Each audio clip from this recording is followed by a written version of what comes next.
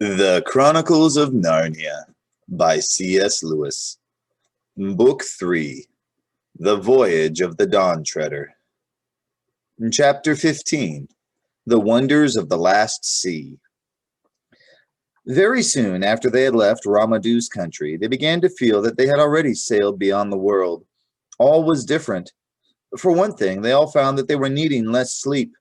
One did not want to go to bed, nor to eat much, nor even to talk except in low voices. Another thing was the light. There was too much of it. The sun, when it came up each morning, looked twice, if not 3 times, its usual size. And every morning, which gave Lucy the strangest feeling of all, the huge white birds, singing their song with human voices in a language no one knew, streamed overhead and vanished astern on their way to their breakfast at Aslan's table. A little later, they came flying back and vanished into the east. "How beautifully clear the water is," said Lucy to herself as she leant over the port side early in the afternoon of the second day. And it was. The first thing that she noticed was a little black object, about the size of a shoe, traveling along at the same speed as the ship. For a moment, she thought it was something floating on the surface. But then there came floating past a bit of stale bread which the cook had just thrown out of the galley. And the bit of bread looked as if it were going to collide with the black thing. But it didn't. It passed above it, and Lucy now saw that the black thing could not be on the surface. Then the black thing suddenly got very much bigger and flicked back to normal size a moment later. Now Lucy knew she had seen something just like that happen somewhere else. If only she could remember where. She held her head to her hand to her head and screwed up her face and put her tongue out in an effort to remember. At last she did. Of course. It was like what you saw from a train on a bright sunny day. You saw the black shadow of your own coach running along the fields at the same pace as the train. Then you went into a cutting, and immediately the same shadow flicked close up to you and got big, racing along the grass of the cutting bank. Then you came out of the cutting, and flick, once more the black shadow had gone back to its normal size and was running along the fields.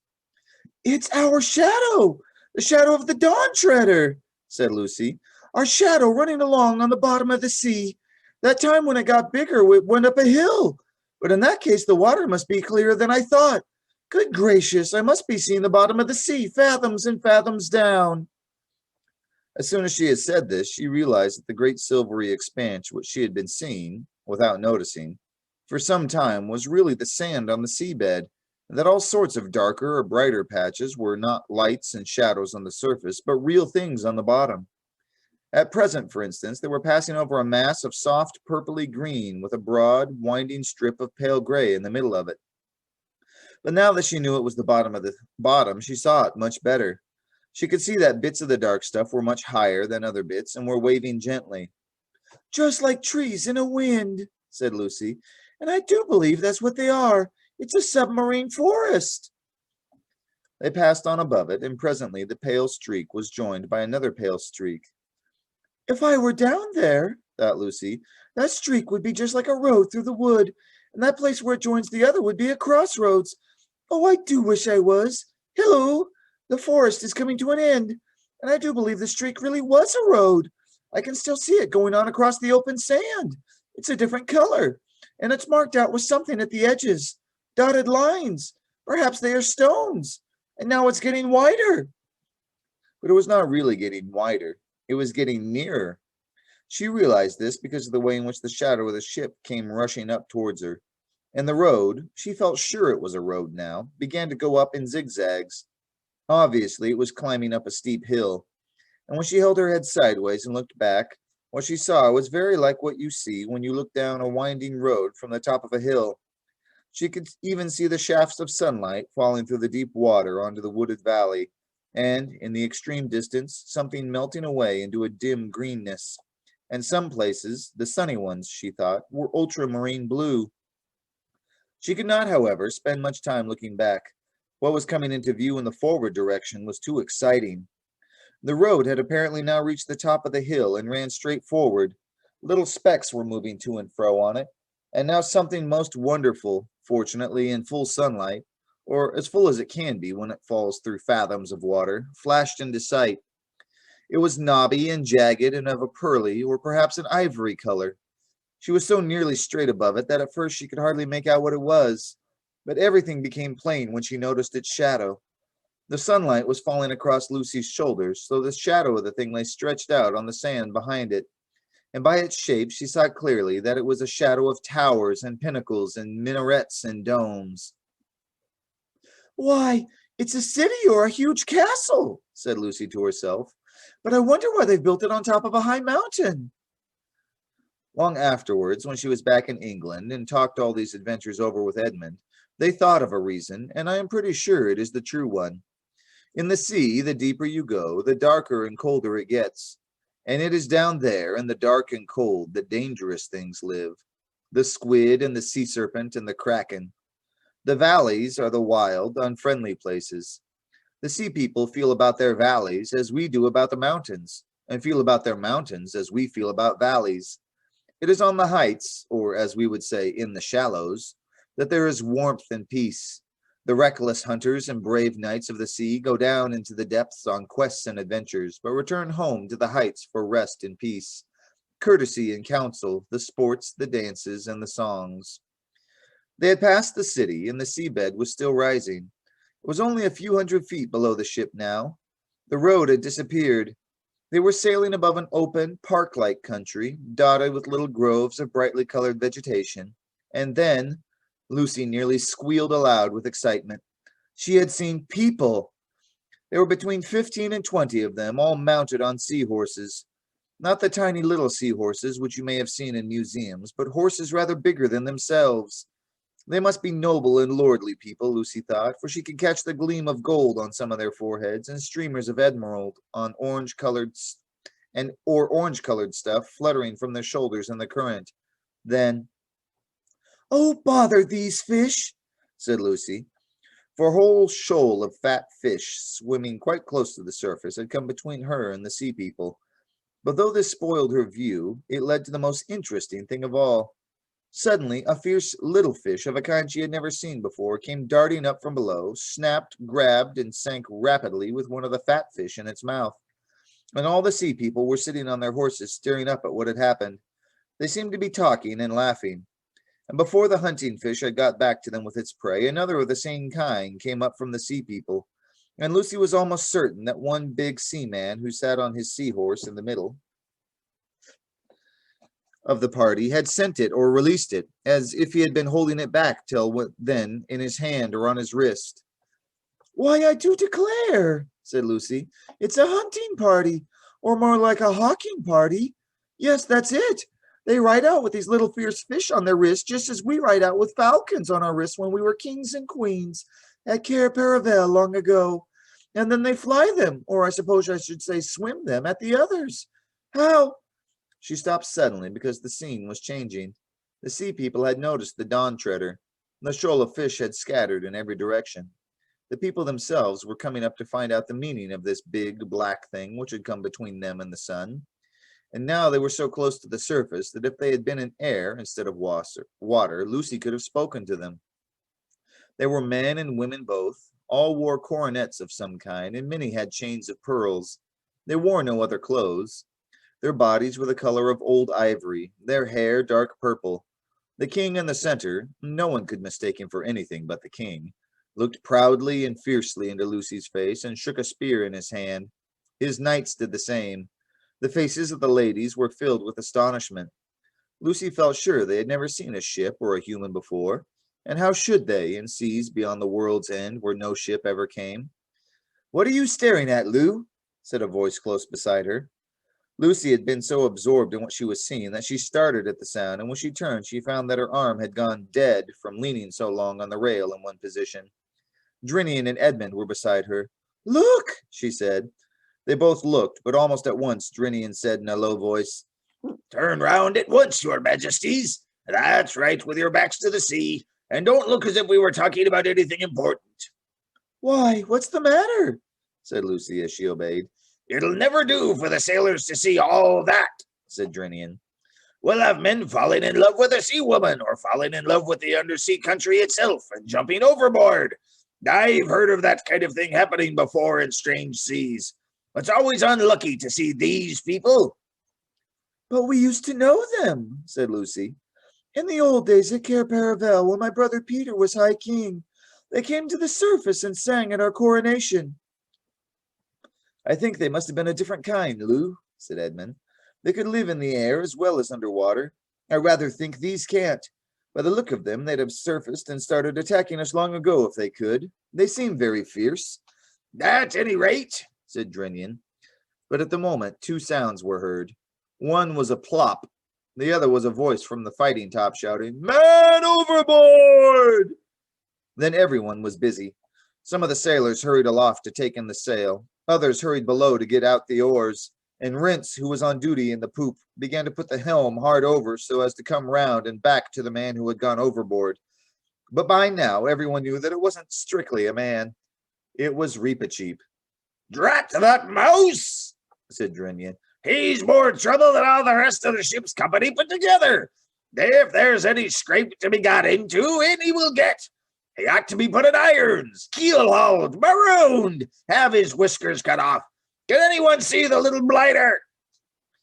All this didn't mean that Drinian really disliked Reepicheep. On the contrary, he liked him very much and was therefore frightened about him, and being frightened put him in a bad temper. Just as your mother is much angrier with you for running out into the road in front of a car than a stranger would be. No one, of course, was afraid of Reepicheep's drowning, for he was an excellent swimmer. But the three who knew what was going on below the surface were afraid of those long, cruel spears in the hands of the sea people. In a few minutes, the Dawn Treader had come round, and everyone could see the black blob in the water, which was Reepicheep. He was chattering with the greatest excitement, but as his mouth kept on getting filled with water, nobody could understand what he was saying. "He'll blurt the whole thing out if we don't shut him up," cried Drinian. To prevent this, he rushed to the side and lowered a rope himself, shouting to the sailors, all right, back to your places. I hope I can heave a mouse up without help." And as Reepicheep began climbing up the rope, not very nimbly because his wet fur made him heavy, Drinian leant over and whispered to him, "Don't tell, not a word." But when the dripping mouse had reached the deck, he turned out not to be at all interested in the sea people. "Sweet," he cheeped. "Sweet, sweet." "What are you talking about?" asked Drinian crossly. "And you didn't shake yourself all over me either." "I tell you the water's sweet," said the mouse. "Sweet, fresh, it isn't salt." For a moment, no one quite took in the importance of this. But then Reepicheep once more repeated the old prophecy. Where the waves grow sweet, doubt not, Reepicheep. There is the utter east." Then at last everyone understood. "Let me have a bucket, Rhine Elf," said Drinian. It was handed him, and he lowered it, and up it came again. The water shone in it like glass. "Perhaps your majesty would like to taste it first," said Drinian to Caspian. The king took the bucket in both hands, raised it to his lips, sipped, then drank deeply and raised his head. His face was changed. Not only his eyes, but everything about him seemed to be brighter. "Yes," he said, "it is sweet. That's real water, that. I'm not sure that it isn't going to kill me, but it is the death I would have chosen if I'd known about it till now." "What do you mean?" asked Edmund. It's like light more than anything else," said Caspian.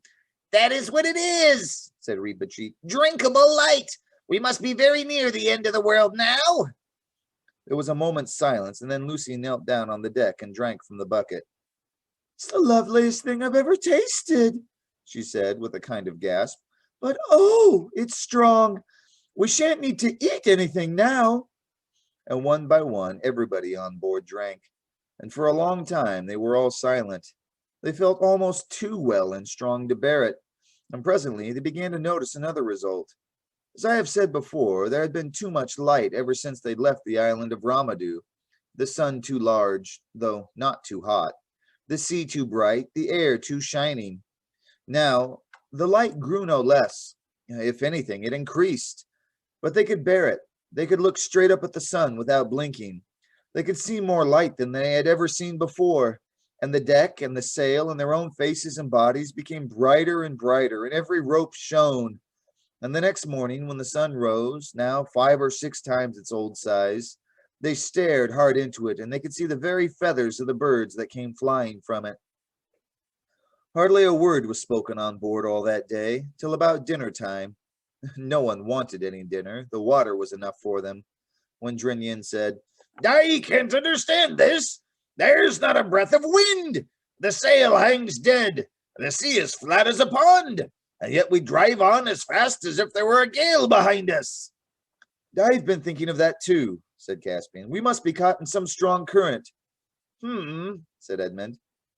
"That's not so nice if the world really has an edge and we're getting near it." "You mean," said Caspian, "we might just, well, pour it over it?" "Yes, yes," cried Reepicheep, clapping his paws together. "That's how I've always imagined it. The world like a great round table, and the waters of all of the oceans endlessly pouring over the edge. The ship will tip up, stand on her head. For one moment we shall see over the edge, and then down, down, the rush, the speed." "And what do you think will be waiting for us at the bottom, eh?" said Drinian. "Aslan's country, perhaps," said the mouse, his eyes shining. "Or perhaps there isn't any bottom. Perhaps it goes down forever and ever. But whatever it is, won't it be worth anything just to have looked for one moment beyond the edge of the world?"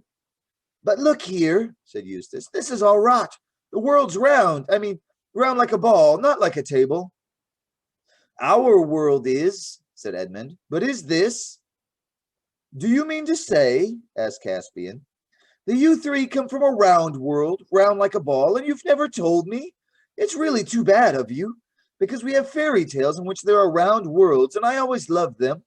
I never believed there was any real ones, but I've always wished they were, and I've always longed to live in one. Oh, I'd give anything. I wonder why you can get into our world and we never get into yours. If only I had the chance. It must be exciting to live on a thing like a ball. Have you ever been to the parts where people walk upside down?" Edmund shook his head. "And it isn't like that," he added. "There's nothing particularly exciting about a round world when you're there." The Chronicles of Narnia by C.S. Lewis. Book 3, The Voyage of the Dawn Treader. Chapter 16, The Very End of the World. Reepicheep was the only person on board, besides Drinian and the 2 Pevensies, who had noticed the sea people. He had dived in at once when he saw the Sea King shaking his spear, for he regarded this as a sort of threat or challenge and wanted to have the matter out there and then. The excitement of discovering that the water was now fresh had distracted his attention, and before he remembered the sea people again, Lucy and Drinian had taken him aside and warned him not to mention what he had seen. As things turned out, they need hardly have bothered, for by this time the Dawn Treader was gliding over a part of the sea which seemed to be uninhabited. No one except Lucy saw anything more of the people, and even she had only one short glimpse. All morning on the following day, they sailed in fairly shallow water, and the bottom was weedy. Just before midday, Lucy saw a large shoal of fishes grazing on the weed. They were all eating steadily and all moving in the same direction. "Just like a flock of sheep," thought Lucy. Suddenly, she saw a little sea girl of about her own age in the middle of them, a quiet, lonely-looking girl with a sort of crook in her hand. Lucy felt sure that this girl must be a shepherdess, or perhaps a fish herdess, and that the shoal was really a flock at pasture. But the fishes and the girl were quite close to the surface, and just as the girl, gliding in the shallow water, and Lucy, leaning over the bulwark, came opposite to one another, the girl looked up and stared straight into Lucy's face. Neither could speak to the other, and in a moment the sea girl dropped astern. But Lucy will never forget her face. It did not look frightened or angry like those of the other sea people. Lucy had liked that girl, and she felt that the girl had liked her. In that one moment they had somehow become friends. There does not seem to be much chance of their meeting again in that world or any other, but if ever they do, they will rush together with their hands held out. After that, for many days, without wind in her shrouds or foam at her bow, across a waveless sea, the Dawn Treader glided smoothly east. Every day and every hour the light became more brilliant, and still they could bear it. No one ate or slept, and no one wanted to, but they drew buckets of dazzling water from the sea, stronger than wine and somehow wetter, more liquid than ordinary water, and pledged one another silently in deep draughts of it. And one or two of the sailors, who had been oldish men when the voyage began, now grew younger every day. Everyone on board was filled with joy and excitement, but not an excitement that made one talk. The further they sailed, the less they spoke, and then, almost in a whisper, the stillness of that last sea laid hold on them. "My lord," said Caspian to Drinian one day, "what do you see ahead?" "Sire," said Drinian, "I see whiteness all along the horizon from north to south, as far as my eyes can reach." "That is what I see too," said Caspian, "and I cannot imagine what it is." "If we were in higher latitudes, your majesty," said Drinian, "I would say it was ice, but it can't be that, not here. All the same, we'd better get men to the oars and hold the ship back against the current. Whatever the stuff is, we don't want to crash into it at this speed." They did as Drinian said, and so continued to go slower and slower. The whiteness did not get any less mysterious as they approached it. If it was land, it must be a very strange land, for it seemed just as smooth as the water and on the same level with it. When they got very close to it, Drinian put the helm hard over and turned the Dawn Treader south, so that she was broadside onto the current, and rowed a little way southward along the edge of the whiteness. In so doing, they accidentally made the important discovery that the current was only about 40 feet wide, and the rest of the sea as still as a pond. This was good news for the crew, who had already begun to think that the return journey to Ramadu's island, rowing against the stream all the way, would be a pretty poor sport. It also explained why the shepherd girl had dropped so quickly astern. She was not in the current. If she had been, she would have been moving east at the same speed as the ship. And still no one could make out what the white stuff was. When the boat was lowered and it put off to investigate, those who remained on the Dawn Treader could see that the boat pushed right in amidst the whiteness. Then they could hear the voices of the party in the boat, clear across the still water, talking in a shrill and surprised way. Then there was a pause while Rhino from the bows of the boat took a sounding, and when, after that, the boat came rowing back, there seemed to be plenty of the white stuff inside her. Everyone crowded to the side to hear the news. "Lilies, your majesty!" shouted Rhynelf, standing up in the bows. "What did you say?" asked Caspian. "Blooming lilies, your majesty," said Rhynelf. "Same as in a pool or in a garden at home." "Look," said Lucy, who was in the stern of the boat. She held up her wet arms full of white petals and broad, flat leaves. "What's the depth, Rhynelf?" asked Drinian. "That's the funny thing, Captain," said Rhynelf. "It's still deep, 3.5 fathoms clear." "They can't be real lilies, and not what we call lilies," said Eustace. Probably they were not, but they were very, very like them. And when, after some consultation, the Dawn Treader turned back into the current and began to glide eastward through the Lily Lake or the Silver Sea, they tried both these names, but it was the Silver Sea that stuck and is now on Caspian's map. The strangest part of their travels began. Very soon the open sea which they were leaving was only a thin rim of blue on the western horizon. Whiteness, shot with faintest color of gold, spread round them on every side, except just astern where their passage had thrust the lilies apart and left an open lane of water that shone like dark green glass. To look at, this last sea was very like the Arctic, and if their eyes had not by now grown as strong as eagles, the sun on that whiteness, especially at early morning when the sun was hugest, would have been unbearable. And every evening the same whiteness made the daylight last longer. There seemed no end to the lilies.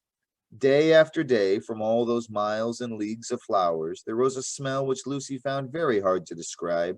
Sweet, yes, but not at all sleepy or overpowering. A fresh, wild, lonely smell that seemed to get into your brain and make you feel that you could go up mountains at a run or wrestle with an elephant. She and Caspian said to one another, "I feel that I can't stand much more of this, yet I don't want it to stop." They took soundings very often, but it was several days later that the water became shallower. After that, it went on getting shallower.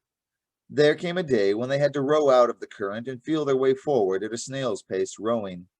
and soon it was clear that the Dawn Treader could sail no further east. Indeed, it was only by very clever handling that they had saved her from grounding. "Lower the boat," cried Caspian, "and then call the men aft. I must speak to them." "What's he going to do?" whispered Eustace to Edmund. "There's a queer look in his eyes." "I think we probably all look the same," said Edmund. They joined Caspian on the poop, and soon all the men were crowded together at the foot of the ladder to hear the king's speech. "Friends," said Caspian, "we have now fulfilled the quest on which you embarked.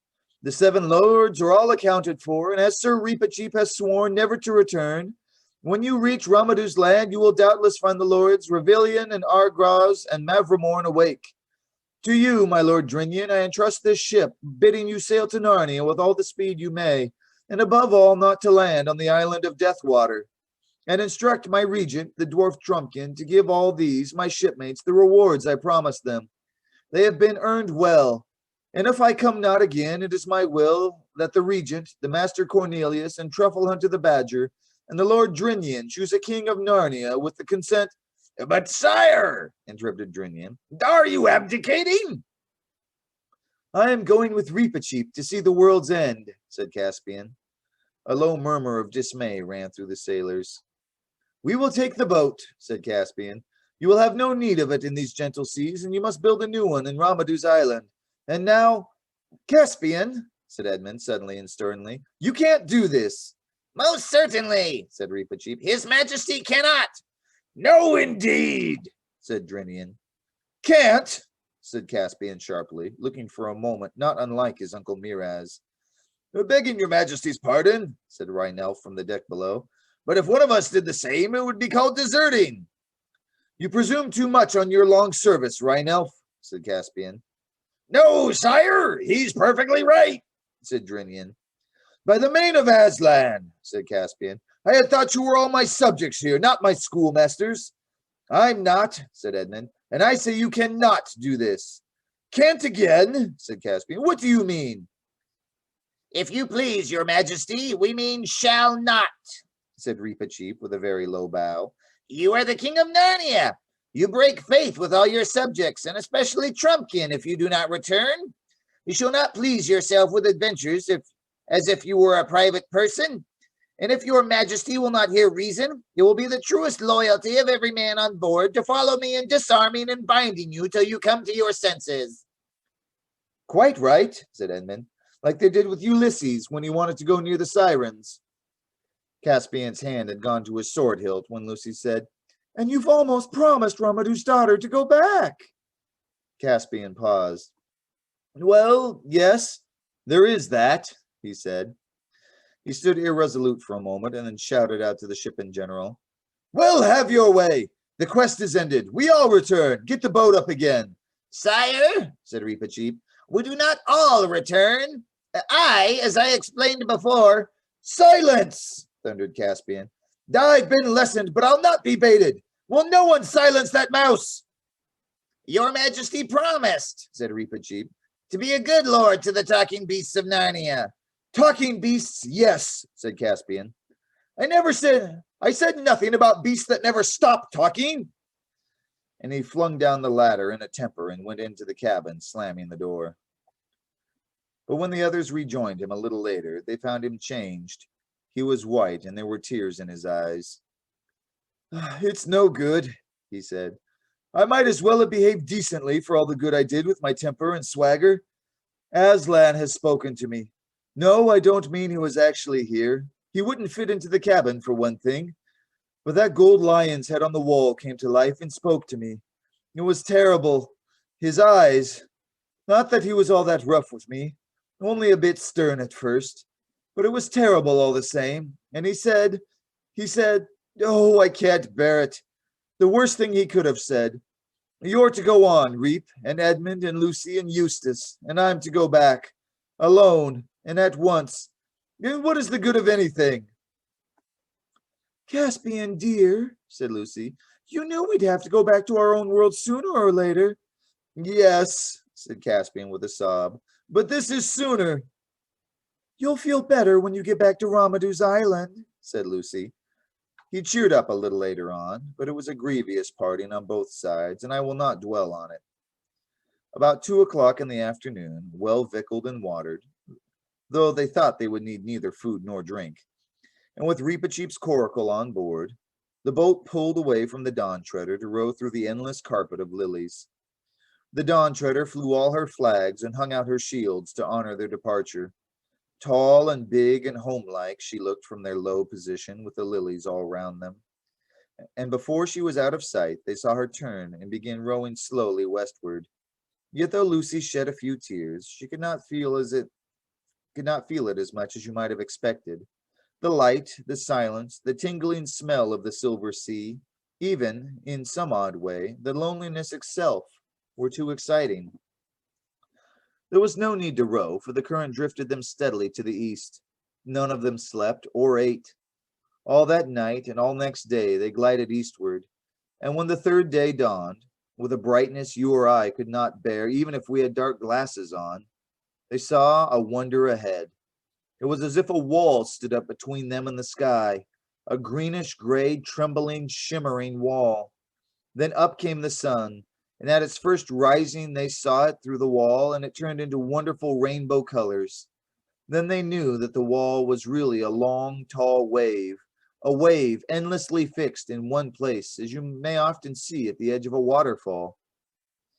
It seemed to be about 30 feet high, and the current was gliding them swiftly towards it. You might have supposed they would have thought of their danger. They didn't.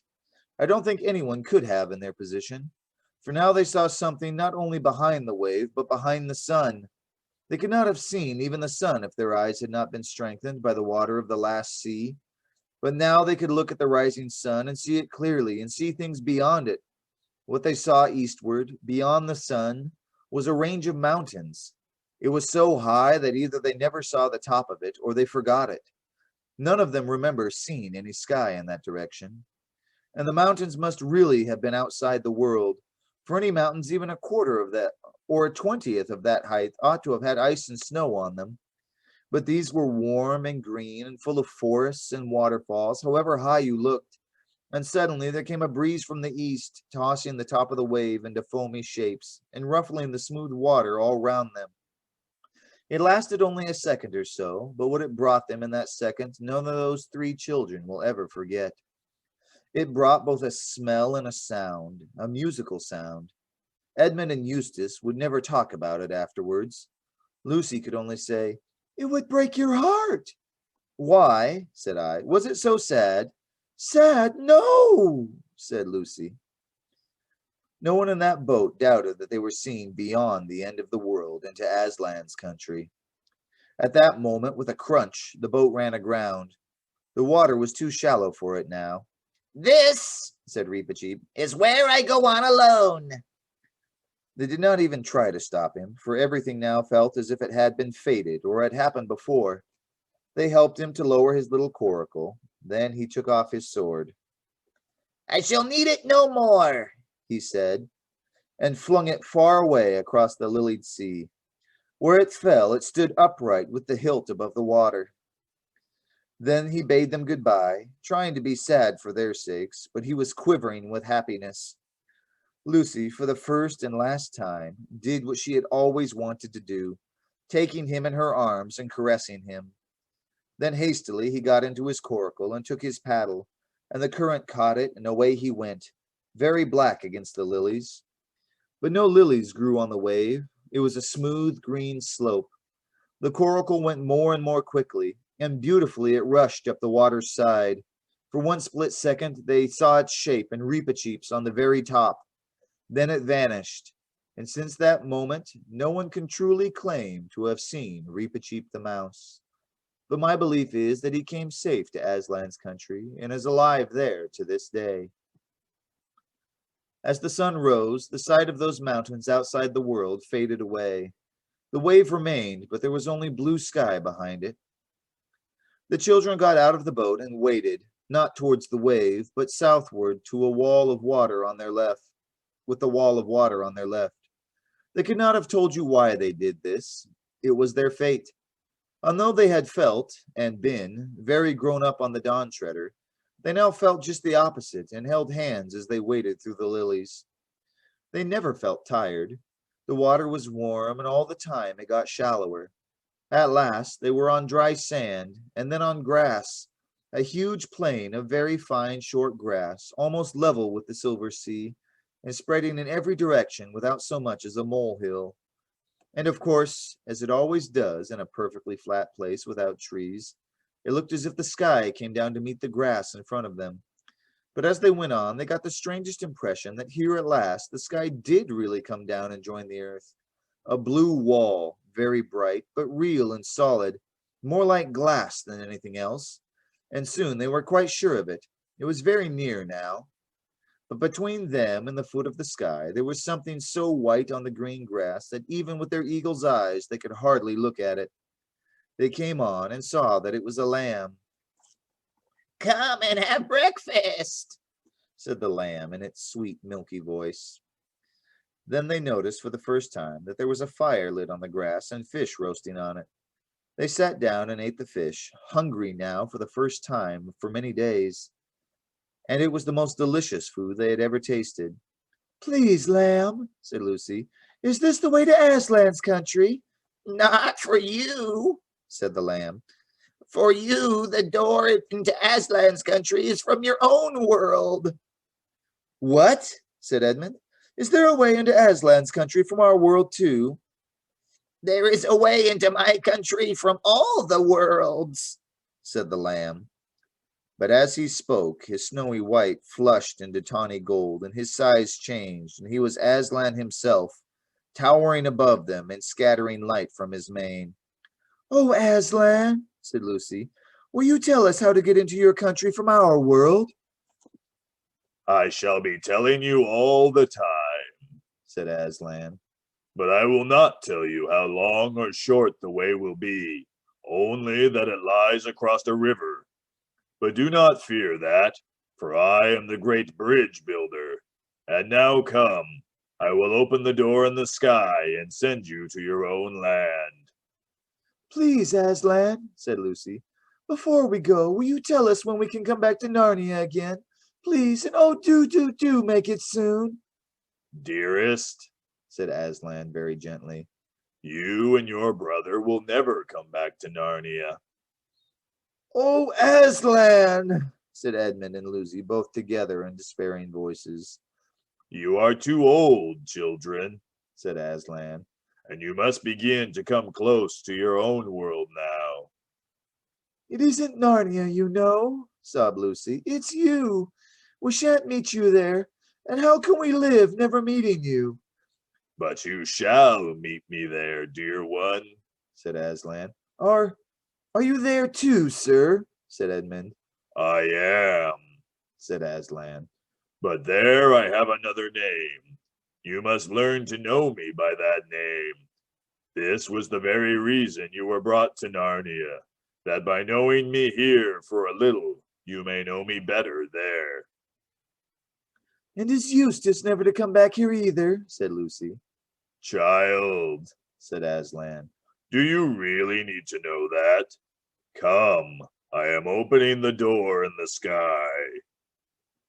Then all in one moment there was a rending of the blue wall, like a curtain being torn, and a terrible white light from beyond the sky, and the feel of Aslan's mane and a lion's kiss on their foreheads, and then the back bedroom in Aunt Alberta's home in Cambridge.